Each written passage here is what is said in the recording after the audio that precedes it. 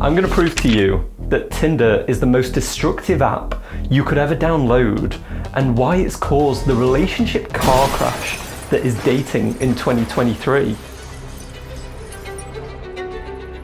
If online dating was creating this perfect facilitation for relationships to start, how are we ending up with all of these outcomes? Match.com claims to have led more singles to marriage than any other site, but are they more interested in love or money? Team at our flagship app, Tinder, is really executing well. From a financial perspective, it was really a very strong quarter for us. Basically, they called it chasing the dragon. Give them a little hit, and then they're going to be chasing that high for the rest of their lives. There's so many complexities to this. Other complaints against Match and Tinder include fake profiles, catfishing, and difficulty canceling subscriptions.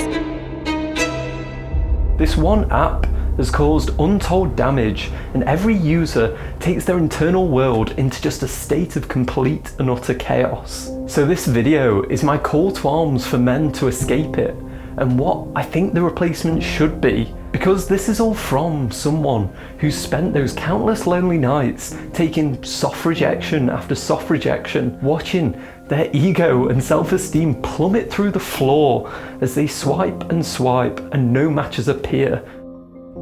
The average guy on Tinder only has a 1 in 115 chance of getting a match, and Tinder knows this, but it doesn't really care because Tinder is unlike any other company. Tinder has a paradox. It has a mismatch between what you want as a consumer and what they want as a corporation. For contrast, take a simple food truck where you want to buy a tasty taco and they want to sell you a tasty taco. And as long as both sides are happy, that relationship can keep going and going and going. But with Tinder, you go on there looking for a match and potentially to find somebody. But from their perspective, if they give you someone that you're compatible with, not only do they lose you as a customer, they lose someone else as well. That's 2 good customers that have just vanished and all the associated profit that comes with it. Joining us now in a CNBC exclusive, CFO Gary Swindler. Gary, talk to us. We had some tougher quarters the last few. We've been executing so much better. The team at our flagship app, Tinder, is really executing well. So from a financial perspective, it was really a very strong quarter for us across the board. We feel great about it, and we just got to keep going. It's a small purchase. It's a purchase that makes people very happy. You know, for $15, $20 a month, they can meet people and get out and date. And I think people are going to continue to pay for it. So we don't see people cutting back on the dating apps at all. Your goals and Tinder's goals are completely misaligned.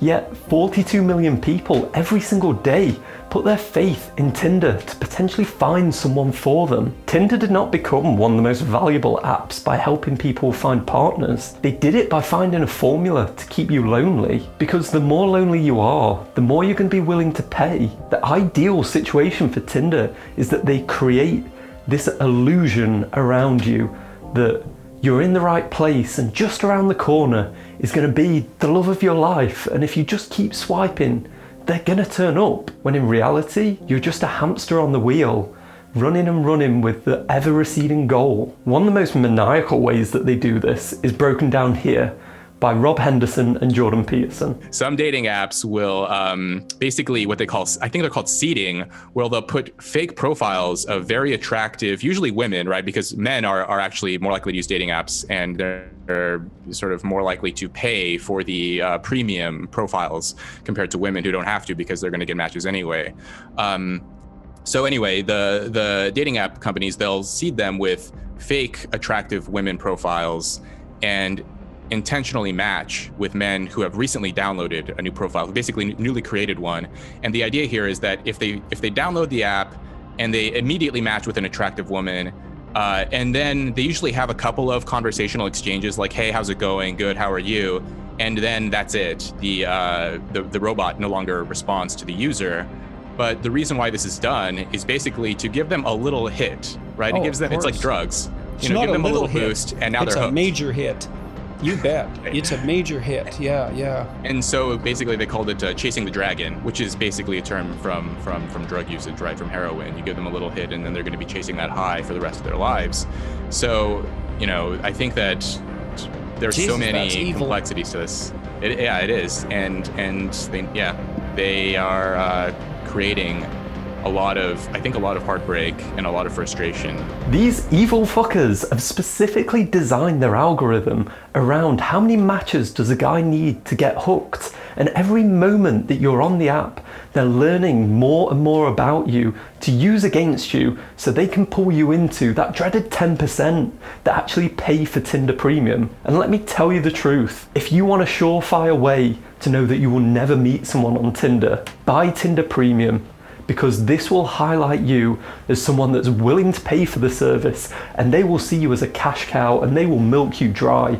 They will not want to let you go. I'm calling out Tinder because it's the worst, but do you want to know something truly terrifying? Match Group owns Tinder and the majority of the rest of the dating app market. This $112 billion behemoth now controls your fate and all of modern dating. That's right, the biggest of them all, Match.com, is now coming under fire, getting a failing grade by the Better Business Bureau. Match.com claims to have led more singles to marriage than any other site, but are they more interested in love or money? Match.com is one of 11 dating websites, including Tinder and OkCupid, owned by the Match Group. Many of them have F ratings. The Better Business Bureau says other complaints against Match and Tinder include fake profiles, catfishing, and difficulty canceling subscriptions. Yeah. The key here, proceed with caution. Yes. This entire industry is out to take your soul, but Tinder is by far the biggest monster rearing its ugly head, and the effects on the market is just plain to see. Tinder initially pitched itself as a hookup app. What has actually happened to hookup culture since Tinder is introduced? I will pass you over to Chris Williamson, who can explain exactly what Tinder did. Could the matching imbalance on Tinder and other dating apps be a factor in the rise of the incel movement and young men reporting low sexual activity? So there's a graph here that says the young men, share of men and women between the ages of 18 and 30 reporting no sex in the past year. And that has gone up from 10% to 30% for men since around about 2010 to 2020 to now, right? So over the last decade, the number of men reporting no sex in the last year has tripled. And the line on the graph has got where Tinder's introduced, and it is exactly when men, where that inflection for men beginning to go from the 10% to the 28%. Women also actually stay flat for a little while, but have increased. So fascinatingly, it's more difficult now for the majority of men to have sex than it was before this apparent revolutionary app turned up. And it's only the top 10% of men that are actually achieving any kind of success, whilst the majority of men are just sat and miserable at waiting for these matches to appear and never really finding any girls. But before you get overly jealous of this position that the top 10% of men are taking, listen to this clip from Jordan Peterson, which breaks down what the psychological impact actually is on these men. The hallmark of psychopathy is short-term advantage taken by a given individual without care for anyone else. And it certainly seems to me like dating apps like Tinder. Now, I don't want to call every male who's successful on Tinder a psychopath. I'm not saying that. But I would say that it isn't obvious to me at all that if you're a successful polyamorous male on Tinder, and so that's going to be a very tiny subset of men, they're hyper-selected by women, a tiny subset of men who receive almost no rejection, they're set up to learn to be psychopathic because all their interactions with other people can be devoted to short-term sexual gratification with no emotional intimacy or long-term commitment. And that's a hell of a training ground as far as I'm concerned. So, that's nice. Essentially, it's a lose-lose situation. You either get no matches and you're completely miserable, or you get a ton of matches and you're probably being primed to be a psychopath. Well done, Tinder. That is really, really inspiring. And all this has led to record high singleness hitting 63%. And I'm not even surprised based on the fact that for Tinder, this is great. Their amount of customer base is just grown and grown. That's all they really want. They just want a huge population of single people sat there swiping away. And it gets worse. Not only is Tinder screwing over things for single people, it's actually made it worse for anyone that can pull off what is now turning out to be the humongous task of getting into a relationship in 2023. Check out my boy Barry Schwartz wearing the most early 2000s outfit, explaining why sudden exposure to unlimited options only leaves you feeling more miserable. Escalation of expectations. This hit me when I went to replace my jeans. I wear jeans almost all the time, so I went to replace my jeans after years and years of wearing these old ones, and I said, I want a pair of jeans, here's my size, and the shopkeeper said, do you want slim fit, easy fit, relaxed fit? You want button fly or zipper fly? You want stone washed or acid washed? Do you want them distressed? Do you want boot cut? Do you want tapered? Blah, blah, blah, on and on. He went. My jaw dropped, and after I recovered, I said, I want the kind that used to be the only kind.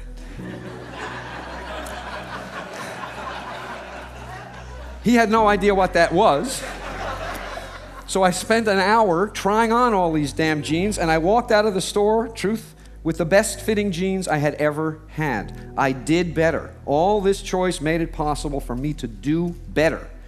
But I felt worse. Why? I wrote a whole book to try to explain this to myself. The reason is, the reason I felt worse is that with all of these options available, my expectations about how good a pair of jeans should be went up. I had very low I had no particular expectations when they only came in one flavor. When they came in 100 flavors, damn it, one of them should have been perfect. And what I got was good, but it wasn't perfect. And so I compared what I got to what I expected, and what I got was disappointing in comparison to what I expected. Adding options to people's lives can't help but increase the expectations people have about how good those options will be.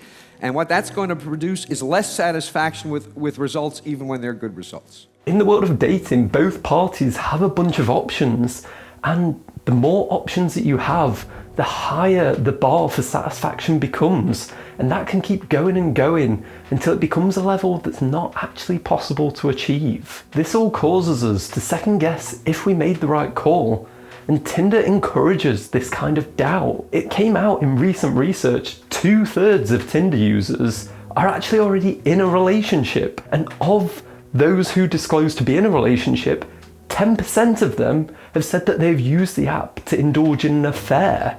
Tinder is helping us indulge in our darkest of behaviors and actively encourages it, because the more people are single and lonely, the more money. And this is painting a pretty bleak look of the modern dating market. Is dating today, in your opinion, harder than it's ever been? I was friends with my boyfriend before we started dating, and I feel like that's a more natural transition than like seeing features on your screen and trying to make a decision based on like a list of things. People just try and avoid things because I think they're scared to say things straight up. One red flag and you're kind of like, oh, I could go find somewhere else. You don't need to have one person when you could have like 5. Honestly, I don't know. I've had really bad luck. So everything.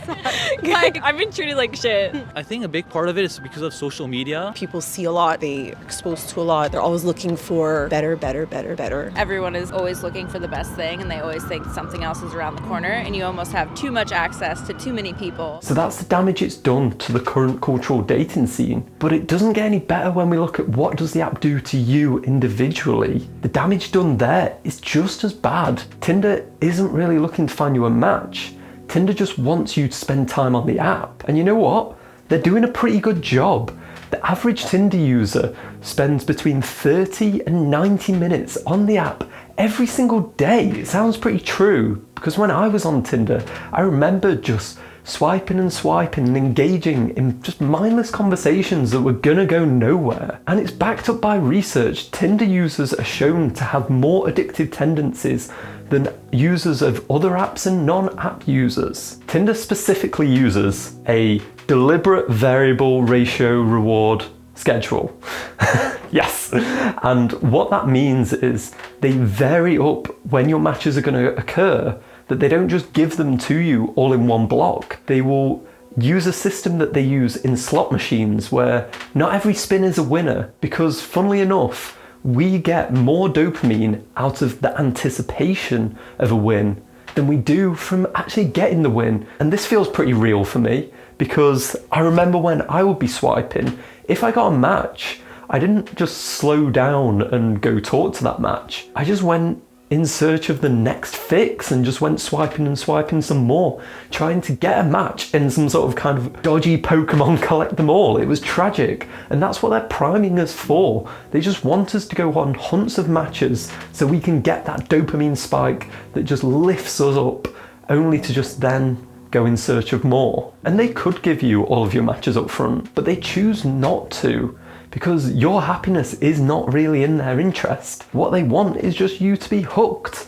And this is what they do with a bunch of different tactics. It doesn't take much Googling around to find phantom notifications getting sent to people's phones that telling them that they have a match, to maybe call them out of a dreary day at the office when they're not feeling that great. And then they get a notification, that spike of dopamine, only to go see that there's not actually a notification there. All Tinder is trying to do is constantly prime you for that variable reward. They want you hooked.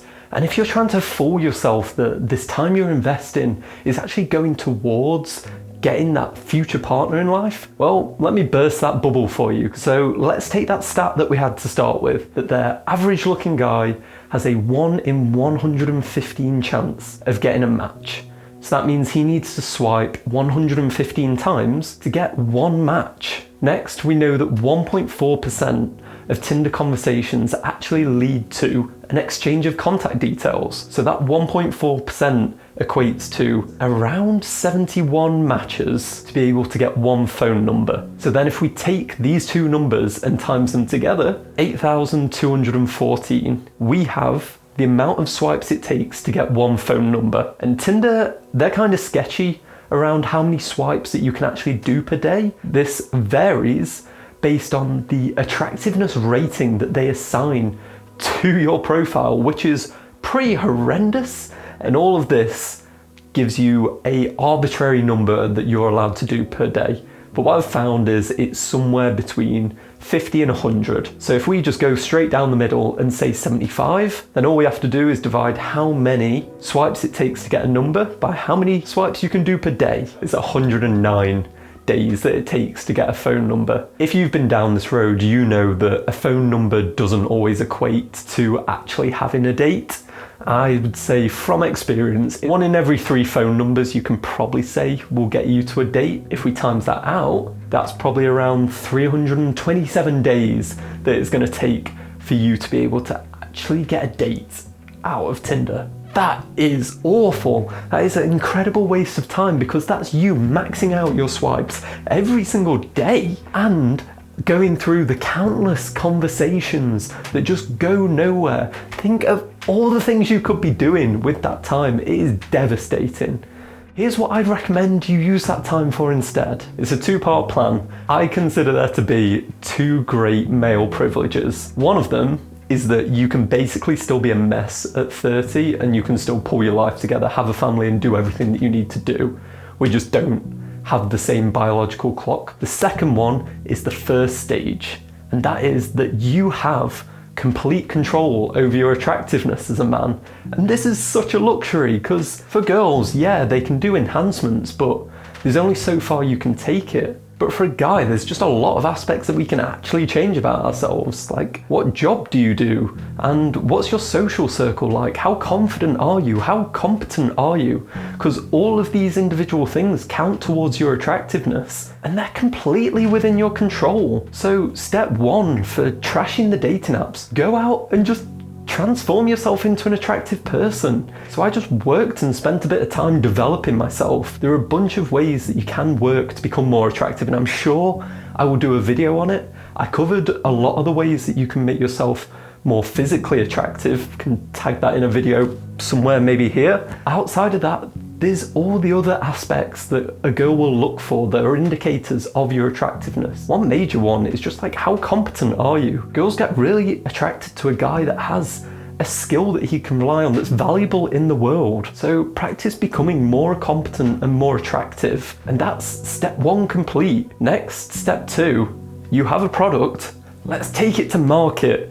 And I don't suggest that you then go back to those god-awful apps. You kind of need to learn how to approach girls And I know you might be scared of doing this. It's not something that every guy just wakes up ready to do. But funnily enough, girls really want you to do this. There's data on it. I think it's 77% of girls wish they were approached more by guys. It takes you out of being just that 1 in 100,000 that appears on their phone constantly thirsting over her. If you're able to meet her face to face in person, well, that's what she sees you as. She sees you as a real human. You're already on that same level and you can interact as such. As soon as you're on an app, on a digital form, you're just nowhere near her level because you're just another one of the horde of thirsty guys going after her. Practice your ability to actually approach girls in public. I started doing this and honestly, I've never really had that bad of an experience.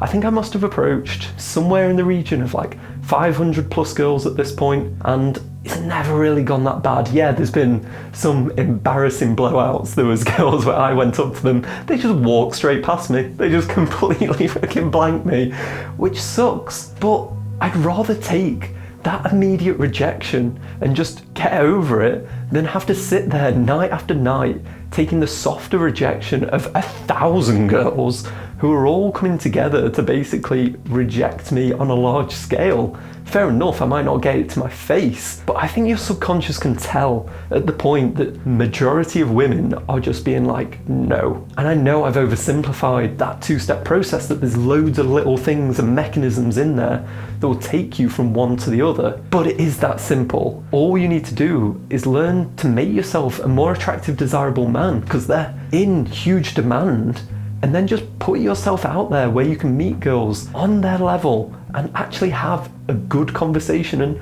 just show who you are. You don't need to sell yourself at that point. The reason that I'm quite confident to approach now is because I don't need to learn any fancy tricks to try and convince this girl to pick me or like me, because I just kind of sit there confidently that I've already done the work.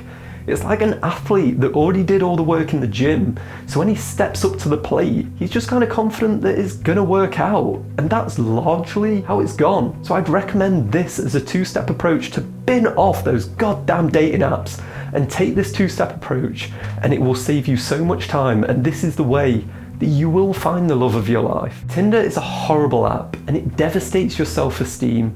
It deliberately tries to keep you lonely and addicted, and it is the worst app that a young man can indulge in through his 20s. I managed to escape over a year ago, and I keep a streak of all the days I've gone without using these stupid dating apps.